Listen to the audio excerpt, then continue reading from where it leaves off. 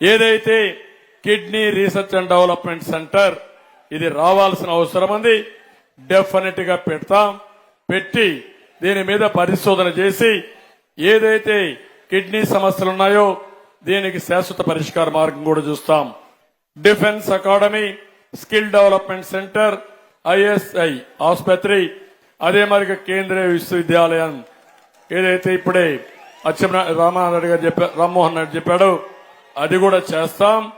1950 టిట్కో ఇళ్లున్నాయి, వస్తానే చేసే బాధ్యత మాదని మీ అందరికీ తెలియజేస్తున్నా. ఇవన్నీ చేసి మళ్లీ పలాసాకు పూర్వ వైభవం తీసుకొచ్చే బాధ్యత మాది. నేను ఇప్పుడు అడుగుతున్నా మిమ్మల్ని అందరినీ, శిరీషాని గెలిపిస్తారా లేదా అని మిమ్మల్ని అడుగుతున్నా. ఎక్కడికక్కడ డాన్స్ చేసే డాన్స్ మాస్టర్లు మనకొద్దు, డ్రామా యాక్టర్లు మనకొద్దు. ప్రజలకు నిజాయితీగా పనిచేసే వ్యక్తులు కావాలి. తమ్ముళ్ళు నన్ను కూడా విమర్శిస్తాడు. అంటే నేను 14 సంవత్సరాలు ముఖ్యమంత్రి ఉంటే ఈ రోజు రేపు ఉందని కూడా ఆలోచించకుండా అక్కడ సైకో చెప్పాడు, ఈ సైకో ఎగరతాడు. ఎగరతావు నాకు తెలుసు. నేను అనుకుంటే ఒక్క నిమిషం నీ తోక కట్ చేయడానికి. ఒళ్ళు దగ్గర పెట్టుకో, తమాషా ఆడద్దు. రాజకీయాలంటే ప్రజలకు సేవ చేయడం గాని నోరు బారేసుకోవడం కాదు. నోరు బారేసుకున్న వాడికి నోటి నిండా సీసం వేసి శాశ్వతంగా ఆ నోటికి సీల్ చేసేస్తాం, మళ్ళా నోరు తెరవకుండా. ఆ విషయాలు గుర్తుపెట్టుకోవాలి. వీళ్ళు నన్ను మా మంచితనాన్ని చూశారు కానీ మంచితనం అయిన తర్వాత నిన్న కూడా మీరు చూశారు, ఒరిజినల్ గా గొడ్డలితో బాబాయిని చంపి మన మీద పెట్టారు.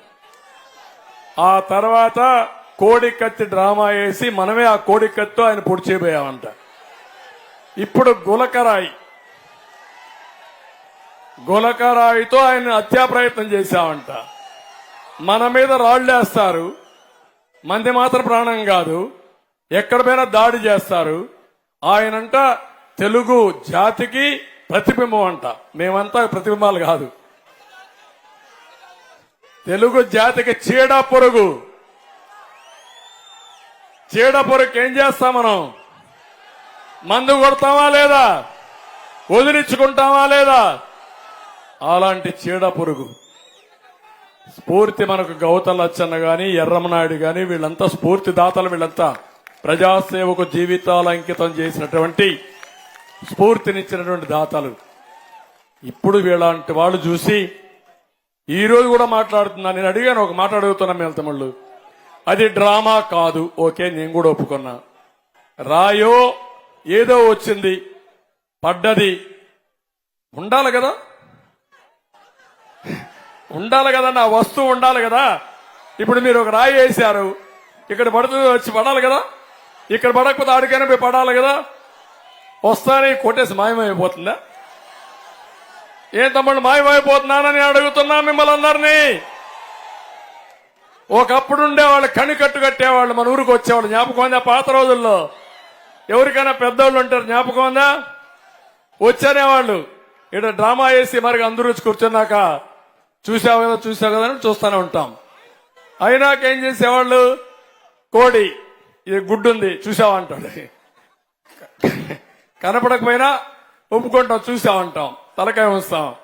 చూసిన తర్వాత చూడు గుడ్డు ఇప్పుడంతా పిల్లని పెడుతుందంటాడు, పిల్లని పెట్టేసిందంటాడు. మళ్ళా మనం చూసా కానీ ఎవరు మాట్లాడాం, ఎగరతా ఉందంటాడు, అక్కడ పోతాం చూడమంటాడు, చూస్తాం కనపడదు, అది కణికట్టు. మ్యాజిక్, ఇప్పుడు లేటెస్ట్ స్టేజ్ లో మ్యాజిక్. ఇప్పుడు జగన్మోహన్ రెడ్డి వచ్చాడంట, కరెంట్ ఆఫ్ అయిపోయిందంట. కరెంట్ ఆఫ్ అయిపోతే దానికి కూడా నేను బాధ్యుడంట. ఎవడి ప్రభుత్వమే? నీదే నాదే ప్రభుత్వం. నీ ప్రభుత్వంలో నన్ను తిట్టావు, నా ప్రభుత్వంలో నన్నే తిట్టావు, నీ ప్రభుత్వంలో కూడా నన్ను తిడతావా నువ్వు? ఓకే, కరెంట్ ఆఫ్ అయింది, ఎందుకు తగలబడ్డావు? కారు మీద, బస్సు మీద ఏం చేస్తున్నారు పోలీసులు? తీసుకుపోవాలి కదా లోపలికి. నువ్వు ఒక విఐపి కదా, ఒక ముఖ్యమంత్రి కదా, సెక్యూరిటీ సమస్య ఉంది కదా, లోపల తీసుకుపోవాలా లేదా తమ్ముళ్ళు? తీసుకుపోవాలా లేదా? తీసుకుపోరు. వాడు ఒక రాయి వేసాడంట, రాయి వేసిన తర్వాత రాయి తగిలింది. తగలతానే ప్లే కార్డ్స్ వచ్చాయి ముందర, మీరు చూసారా బస్సు ముందర? నా మీద రాస్తూ 5 నిమిషాల్లో ప్లే కార్డ్స్ బస్సు ముందర ఉన్న ధర్నా. డ్రామా కాకపోతే ఏంటే? డ్రామా మాస్టరు, నీ డ్రామా కథలు అయిపోయినాయి, ప్రజలకు తెలిసిపోయింది. ఇంక నో మోర్ డ్రామా. నీ డ్రామా నమ్మరు. ఆ విషయం నువ్వు గుర్తుపెట్టుకోమని హెచ్చరిస్తున్నా. ఈ డ్రామా కంపెనీలు డ్రామాలు మానేయాలి. ప్రజా సమస్యలపైన పోరాడు. నేనన్నాను ఈరోజు, నువ్వు ఎంత ఇచ్చావో ఎంత బొక్కావో లెక్క ఏమన్నాను, లెక్క తీస్తాను. దానికి సమాధానం చెప్పమంటే ఎప్పుడో 5 ఏళ్లకు ముందు చేశావు, మీ తాతయ్య మారి చేశాడు, మీ ముత్తాతయ్య మారి చేసి ఎవడికి కావాలవి? అయిపోయింది. 2019 నాకు ఓటేయలేదు. ఎందుకు వేయలేదు? ఆయన చెప్పిన మాట నమ్మారు. ముద్దులు పెట్టాడు, నెత్తిన చేయి పెట్టాడు, బుగ్గలు నిమిరాడు, ఐస్ అయిపోయారు, ఓటేశారు. తర్వాత పిడిగుద్దులే గుద్దులు జరిగాయి. ఇప్పుడు ప్రజల్లో బాధుడే అయిపోయింది. ఇప్పుడు ప్రజల్లో కోపంలో ఉన్నారు. ఇప్పుడు మళ్ళా కొత్త నాటకాలకి కొత్త డ్రామాలకి తెర తీశాడు. అవునా కాదా అని అడుగుతున్నా. నేను కూడా ఖండించాను. ఎప్పుడన్నా నా మీద రాయేసి నువ్వు ఖండించావా? నువ్వేంటయ్యా నేను అడుగుతున్నా? నువ్వు పెద్ద గొప్ప నాయకుడివా? మీ నాయన కంటే ముందు నేను ముఖ్యమంత్రిని, గుర్తుపెట్టుకో. సమైక్య ఆంధ్రప్రదేశ్లో, ఈ దేశంలో కేంద్రంలో ప్రభుత్వాలు ఏర్పాటు చేయడంలో నేను ముందుండే వ్యక్తిని. నేను తప్పు పట్టడం లేదు. వచ్చింది నీకు అవకాశం. అవకాశం వచ్చిన తర్వాత దాన్ని దుర్వినియోగం చేస్తూ పెద్ద చిన్న లెక్క లేకుండా ప్రతి ఒక్కరిని ఇష్టానుసారంగా మాట్లాడి ఒక పేటీఎం బ్యాచ్ని పెట్టుకొని విపరీతంగా పవన్ కళ్యాణ్ వస్తే నోరు బారేస్తారు. ఈ రోజు కూడా ఒక వ్యక్తి మాట్లాడుతున్నాడు, పిఠాపురంలో ఓడిస్తారంట, మేము వీడిని పులివెందల్లో ఓడించలేం అంటే ఆంబోతుల మారిగా అరుస్తారు, ఇష్టానుసారంగా మాట్లాడతారు. అంటే వీళ్ళ మాటలకు భయపడి మేము పారిపోతే ఇక్కడే ప్రజానీకం బానిసలుగా వీళ్ళకి బతకాలి. వాళ్ళు వేసే ఎంగులు మెతుకులు మీరు తిని నోరెత్తకుండా మీ జీవితాంతం బాధపడుతూ మీరు ఏం అడగకుండా డబ్బులు ఇమ్మంటే డబ్బులు ఇవ్వాలా, ఓటేయమంటే ఓటేయాలా. రేపు మనుషులకు రక్షణ లేదు, ఆడబిడ్డలకు శీలానికి రక్షణ లేదు. గంజాయి బ్యాచ్ వస్తుంది, గంజాయి తాగినోడికి తల్లి పెళ్ళాం వ్యత్యాసం తెలియదు. గంజాయి ఎందుకు వచ్చిందంటే నా మీద దాడి చేస్తారా, మా ఆఫీస్ మీద దాడి చేస్తారా? అంత కొవ్వెక్కిపోయిందా మీకు? అందుకే ఆ కొవ్వు తగ్గించడానికి ఈ ఎన్నికలు.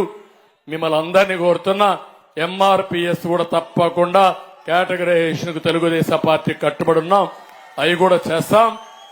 మళ్లీ నేను చెప్తున్నా, అందరికీ న్యాయం చేసి మళ్లీ ఆంధ్రప్రదేశ్ రాష్ట్రాన్ని, తెలుగు జాతిని అగ్రభాగాన పెట్టడం మా కూటమి లక్ష్యం. ఇది చేసే శక్తి సామర్థ్యం మాకుంది. నిండు మనసుతో ఆశీర్వదించమని అందరినీ కోరుకుంటూ సెలవు తీసుకుంటున్నా. జై హింద్.